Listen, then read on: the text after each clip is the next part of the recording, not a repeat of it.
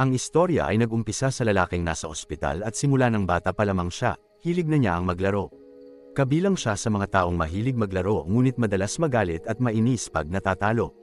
Siguro pag nagdota siya, isa siya sa mga sumisigaw at binabato ang mouse. Biro lang, balik tayo sa kwento.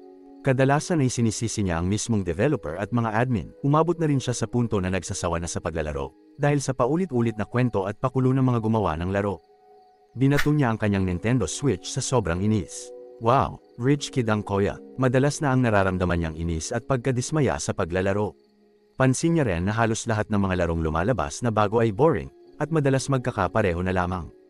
Ang mga mundo, kwento, at estilo ng paglaro ay halos kinopya lang sa iba. Ito ay pinost niya sa internet, at karamihan sa mga kagaya kong palamunin sa bahay, sumasang-ayon sa kanya. Siya ay naupo at nag-isip kung makakahanap at makakakita pa siya ulit ng laro na masaya at kakaiba. At parang isang milagro, biglang lumabas ang laro na nagngangalang Dungeon and Stone. Nakuha nito ang kanyang atensyon at binasa niya ang description ng larong ito. Ito'y isang RPG game na 2D design, at kagaya ng isang normal na RPG game, hinahayaan netong makausad at progreso ang mga manlalaro sa pamamagitan ng pag-grind. Sinaliksik ito ng ating bidang magagalitin, at nalaman niya na ang lengguwahe lamang nito ay Ingles. Napaisip siya kung magugustuhan niya ito. P.S. Koreano ang ating bida. Sa pagpapatuloy ng kwento, kagaya ko na paglibre ay hindi ko pinalalampas.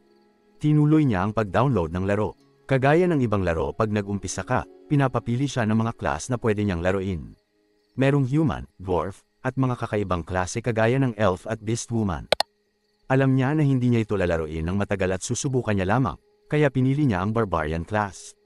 Nag-umpisa siya at matagal na ring panahon niyang nalaro ang ganitong klaseng genre. Habang nilalaro niya ito, sinabi niya sa sarili niya na ito'y pampalipas oras lamang dahil hindi ito ganon kaganda. Padahan-dahan, nauunawaan at nagugustuhan niya ito. Hindi niya napansin sa kanyang kalibangan ng oras ay hating gabi na. At nagulat siya dahil hindi niya namalayan ito. Hindi niya inaasahan na magugustuhan niya ang laro, habang tumatagal ay natutuwa na siya rito. Ito ay kakaiba at hindi kagaya ng mga ibang laro na paulit-ulit, kakaibang experience sa kanya ito. Kailangan mo itong laruin ng may kasamang NPC, at kapag ikaw ay namatay, kailangan mong umulit sa pinakaumpisa. Ang sistema ng laro ay permanent death system. Kumbaga, pag nasa level 50 ka na at marami ka ng gold at gamit, pag namatay ka, babalik ka sa level 1 at mawawala lahat ng progress mo. Nag-e-enjoy pa siya sa una, pero habang tumatagal, bumabalik ang kanyang pagka-baby rage dahil paulit-ulit siyang namamatay. Pahirap ng pahirap ang mga level at madalas na siyang mamatay. Palagi siyang bumabalik sa umpisa at umabot na siya sa punto ng inis na bigla siyang napapasigaw at napapahiyaw sa galit. Madalas siyang humingi ng paumanhin sa mga nurse at mga pasyenteng kasama niya dahil sa kanyang ingay. Kahit siya ay nahihirapan at madalas na matanga, paunti-unti niya nang nakakabisado ang pattern ng laro at determinado siya na matapos ito kahit anong mangyari. Ang laro ay may pagkakapareho sa Dark Souls na walang tutorial kahit saan mo hanapin. Pero ang ating bidang ambisyoso ay determinadong tapusin ito kahit gaano kahirap at katagal man ito abutin. Ang oras ay lumipas ng mabilis. Inumpisahan niya itong laruin nang siya ay nasa ospital at binata pa lamang. Kahit siya ay nagsisikap para makaipon sa pag-aaral, at kahit siya ay nakagraduate na at nagtatrabaho na, nilalaro niya pa rin ito. Sinubukan niya laruin lahat ng klase ng karakter at as usual, lagi siyang namamatay. Umaabot siya sa mataas na level at floor, pero hindi niya pa rin makuha ang pagiging consistent. 9 na taon na ang lumipas. Sa wakas, ang ating bida ay nakarating na sa final boss room, ang Gate of the Abyss. Siya ay sobrang saya, 100% siyang sigurado na walang ibang tao, kundi siya lamang ang nakarating sa parteng ito. Hindi niya mapaliwanag ang sayang nararamdaman niya ngayon. Excited na siya na pumasok sa final boss room. At tinanong siya ng laro na kung siya ay handa na ba. Pinindot niya ang yes button at binigyan siya neto ng babala. Ang babala na nakasulat ay, posibleng hindi ka na makabalik pag ikaw ay pumasok. Hindi niya na naman ito pinag-isipan ng maigi at pinindot ang yes nang walang pagkaalala. Hindi niya na ito pinansin at sinabi niya sa sarili niya na bakit kung makatanong ang laro, ay parang nananakot ito. Wala na siyang pakialam kahit ano pa man ang mangyari. Marami na siyang sakripisyo, at halos lahat ng taon ng kanyang pagkabinata ay binuhos niya dito. Naghihintay siya at ang loading screen ay patuloy mag-loading habang siya ay nag-iisip ng plano at stratehiya. Nasisigurado niya na hindi niya mapapatay ang boss sa unang try, at kailangan niyang makakuha ng maraming impormasyon sa unang laban. Ini-imagine niya kung anong klaseng pattern ng mga atake ng final boss, ano ang attributes nito, at kung ano ang ultimate skill. Ang ating bida ay nangangarap at iniisip kung first and last try niya ito. Sinabi niya sa sarili niya na, paano kung mapatay at matalo ko ang boss sa isang try? Tapos na ang loading at ang laro ay sinalubong siya sa abyss at sinabi sa kanya na ang tutorial ay tapos na. Napansin niya na merong mga Korean text sa screen, nagtaka siya dahil ang alam niyang lengguwahe ng laro ay Ingles. Ang kanyang pagtataka ay naging galit, kasi naalala niya ang pagpapakahirap niyang mag-aral ng Ingles sa loob ng 9 na taon. Lumabas ang notification, target confirmed at nagresulta ito sa pag-ilaw ng kanyang monitor at may kasamang kakaibang tunog. Nagulat siya sa nangyari at pansamantala siyang nabulag sa sobrang liwanag at nakaramdam siya ng sakit at hapdi sa buong katawan niya. Marami siyang katanungan sa isipan niya, pero hindi siya pinagpahinga at nagtuloy pa rin ang transmission process. Pagtapos ng lahat ng ito, ang tanging naiwan sa kwarto niya ay ang upuan at kanyang nakakasilaw na monitor. Nawalan siya ng malay at nagising siya sa boses ng isang lalaki. Binabati nito ang mga batang mandirigma, at sinasabihan sila na maaari na nilang lisanin ang sagradong lugar. Ang ating bida ay nagtataka kung sino ang nagsasalita, kaya binuksan niya nang tuluyan ang kanyang mata. Nakita niya na nakatayo sa harapan ng lalaki at nagsasalita na silang lahat ay magiging isang ganap na mandirigma. Pinapalibutan siya ng mga batang barbarian habang ang lalaking nasa harapan ay sumisigaw. Hindi siya makapaniwala sa nangyayari, nakita niya ang mga apoy na pang-ilaw, mga lalaking matitipuno at mas malakas sa kanya. At ang chieftain na nasa harapan at nagsasalita sa mga bago at batang mandirigma.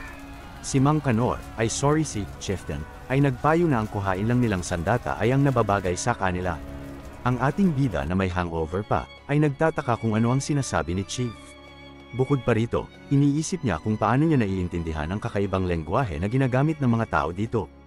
Nagtatanong siya sa kanyang isip, bakit andito ako at ano ang nangyayari? Hindi nagpadala ang ating bida sa sitwasyon at pinakalma niya ang kanyang sarili, pinag-isipan niyang mabuti ang mga pangyayari. Naisip niya na ang mga nangyari ay pamilyar at may pagkakahawig ito sa isa sa mga larong nilalaro niya. Pinakalma niya muna ang kanyang sarili para siya ay makakuha ng mga impormasyon, upang siya ay makapag-isip at maunawaan ang pangyayari. Tinignan niya ang kanyang kamay at katawan tapos siya ay nagulat. Nakita niya na ang kamay niya ay malaki, ang katawan niya ay matipuno, at nababalot ang kanyang buong katawan ng tattoo. Binuhay siya sa mundong ito na isang macho na top G. Sana all. Napatanong siya sa sarili kung siya ba talaga ito, dahil alam niya sa sarili niya na isa siyang simp. Kahit ako mapapatanong pag nakita ko katawan kong ganito kasarap. Balik tayo sa kwento, si Mang Kanor, si Chief ay nagtatawag ng mga pangalan na pupunta sa harapan para kumuha ng sandata. Unang tinawag niya ay ang ikatlong anak ni Fano na si Kerek. Pumunta siya sa harapan para kuhain ang napupusuan niyang sandata. Pinili ni Kerek ang palakol ni Axe na gustong-gusto ni Chief dahil siya ay isang double Vanguard abuser panahon ng Dota 1. Binigyan niya ng titulo si Kerek na isang Dota 1 tito at nag-move on at tinawag ang babaeng barbarian na si Einar. Napariyak ang ating bida dahil napapansin niya na ang mga nangyayari ay parang pamilyar. Paisa-isa, ang kanyang mga kasama ay kumuha ng mga sandata at kinilala ni Chief ang mga ito na isang ganap na mandirigma. Pagtapos nilang kilalanin, na-realize ng ating bida ang buong sitwasyon nang sabihin ni Chief ang salitang, sumainyo ang kadakilaan at basbas ni Rafdania, na isang kinikilalang Diyos sa lugar na ito. Ngayon sigurado na ang ating bida, napunta siya sa lugar ng Dungeon and Stone. Napagtanto niya na ang pinili niyang karakter kanina ay barbarian bago siya mapunta sa lugar na ito at ngayon naging siya mismo ito. Nabiglaman siya sa kanyang mga nalaman at pangyayari hindi niya nagawang makapagsalita.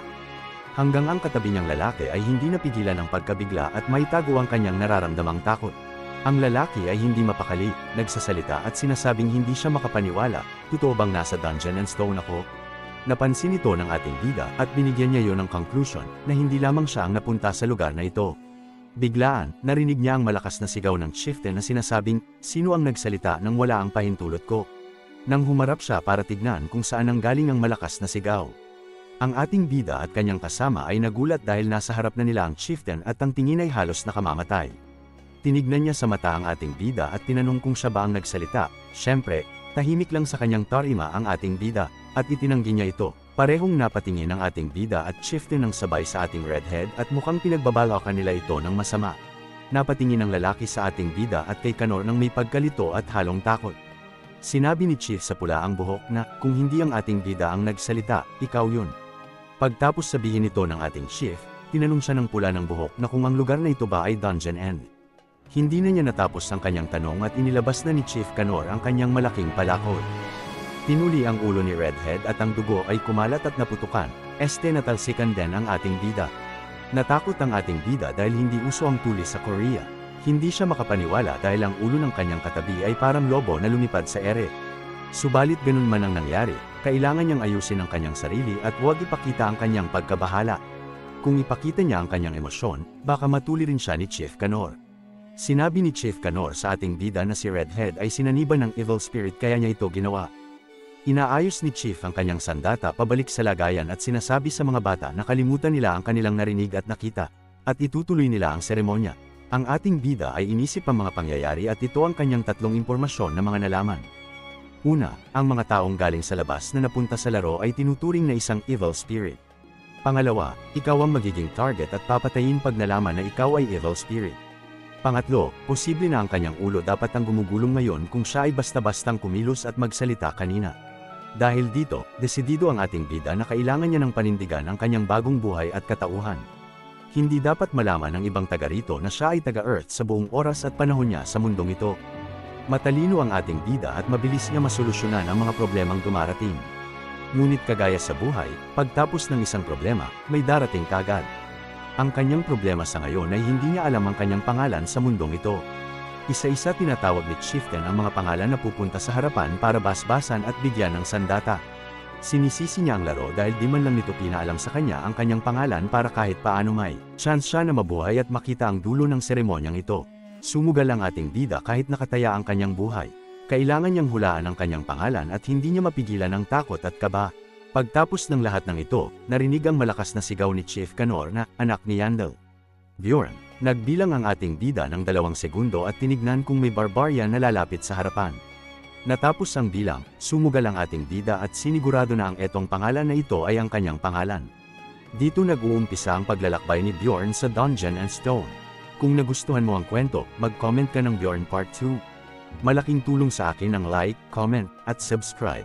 Pakipindot ang notification bell para hindi ka huli sa ating mga kwento. Paalam, si Ma'am Babasa ay magbabalik sa susunod nating video.